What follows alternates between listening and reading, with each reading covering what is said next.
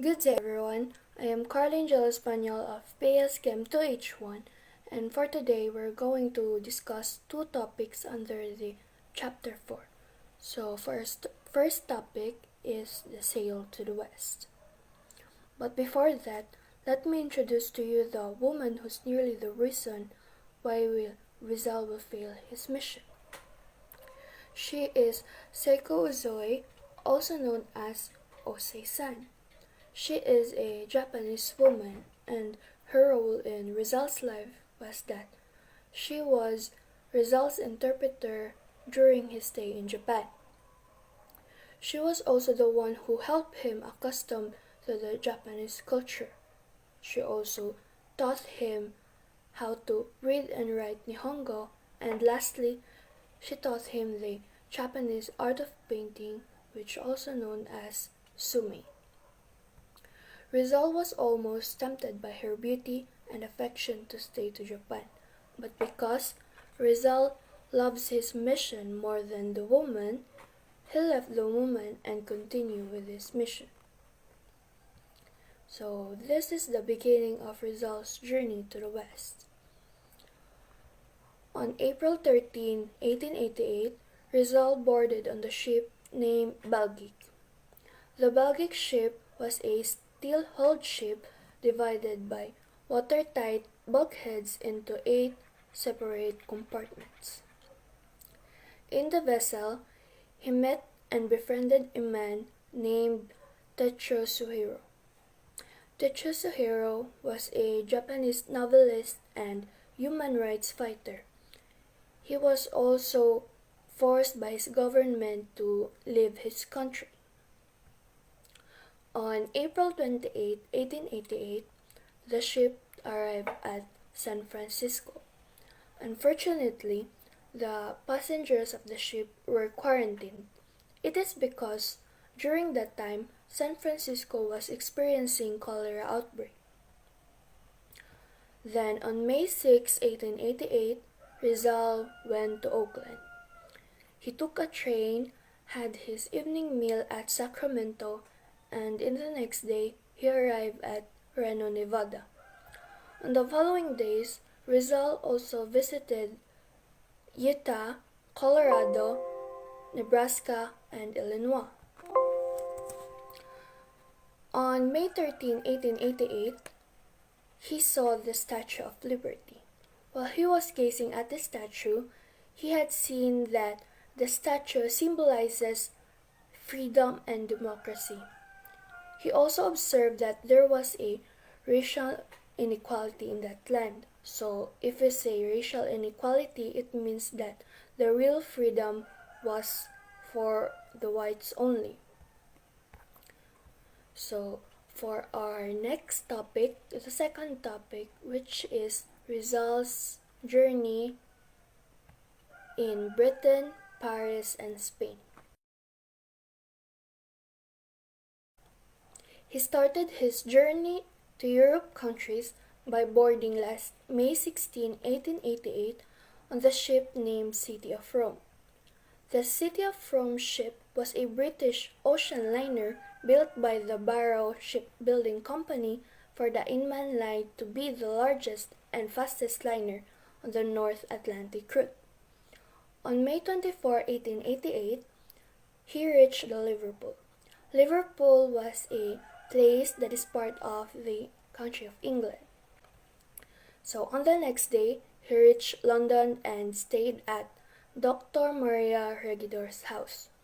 So for your information, Dr. Maria Regidor was a friend of Rizal at that time. After that, he boarded at Beckett's residency. He was then lovingly served by Gertrude Beckett. She was the daughter of Rizal's landlord and also the Rizal's fling during his stay in London. On June 18, 1888, Rizal made friends with Dr. Reinhold Rose. If you don't know him, he was a German Orientalist and an expert in Malayan language. If we say an Orientalist, it is someone from the West who studies language, culture, history, and or customs of the Eastern Asia, the countries of Eastern Asia. So in London, Rizal manually copied and annotated a rare book in the British Museum. It is entitled Successos de las Islas Filipinas by Antonio Morga.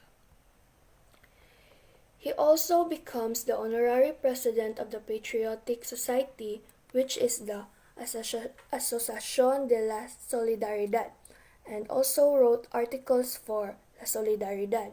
After that, in his 10-month stay in London, he has a short visit in Paris, Madrid, and Barcelona. In his journey in Spain, he met Marcelo H. del Pilar for the first time. If you don't know him, Marcelo del Pilar, also known by his pen name Plaridel, was a Filipino writer, lawyer, journalist, and Freemason. Rizal also met these people right here, which are called the Propagandists, and became one of them. If we say propagandist, it means a person who promotes and publicizes a particular organization or cause. So, in other words, they are the one who's spreading the propaganda. One of these people right here was Graciano Lopez Haina.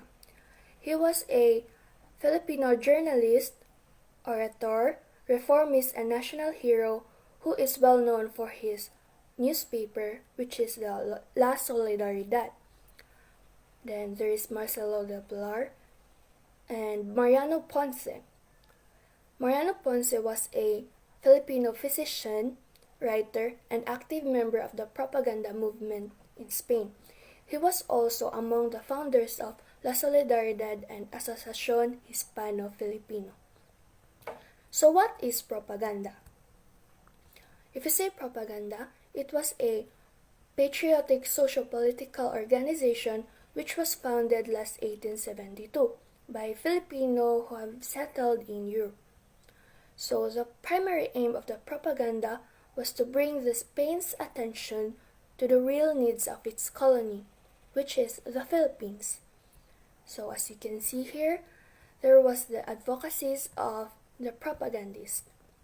So first one, the recognition of Philippines as a province of Spain and its representation in the Spanish Parliament.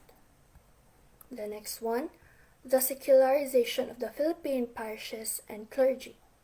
Then, the equality between the Spanish and Filipino, especially in entering government service. Then the establishments of governments are funded by friars.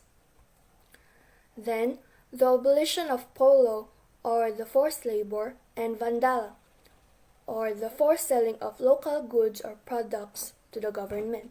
And lastly, the recognition of human rights and freedom.